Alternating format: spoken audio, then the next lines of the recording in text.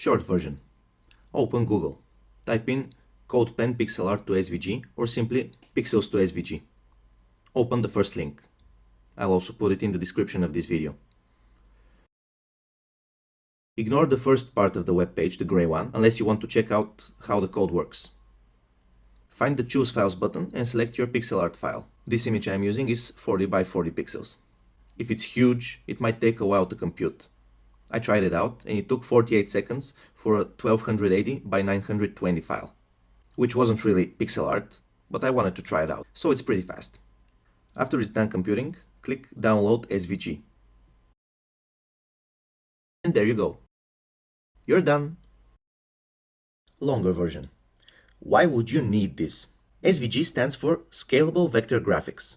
Most computer images are made from pixels, while vector graphics are made from shapes, which are mathematically described. This allows vector graphics to be scaled easily without any quality loss. Pixel art needs to be crisp when scaled up, because it imitates a low screen resolution, like a retro display. However, simply scaling your PNG file could be tricky. Most scaling algorithms are designed to reduce pixelization, so you end up with a blurry image.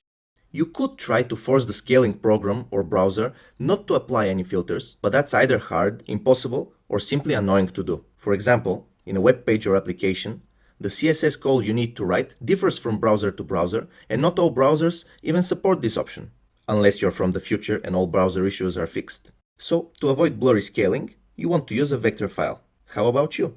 Why do you need a vector version of your pixel art? Write a comment below. So, how does the pixels to SVG codepen work? It goes over the image pixel by pixel and creates a rectangular shape for each of them. So, if your file is 8 by 8 pixels, you end up with an SVG with 64 boxes, each of those having the color and transparency of the corresponding pixel. Pretty cool, huh? And you don't need Adobe Illustrator, which utterly fails at this task, as I've seen in several tutorials on this matter. It's good for tracing and vectorizing bigger images, not pixel art images, because its tracing algorithms are optimized for smoothing, not for pixel crispness. So that's it. I hope this tutorial has helped you. Bye bye! Oh, if you have any questions, consider asking Google. I'm smart, but Google is way smarter than me. Still, if you insist, you can drop a comment anytime.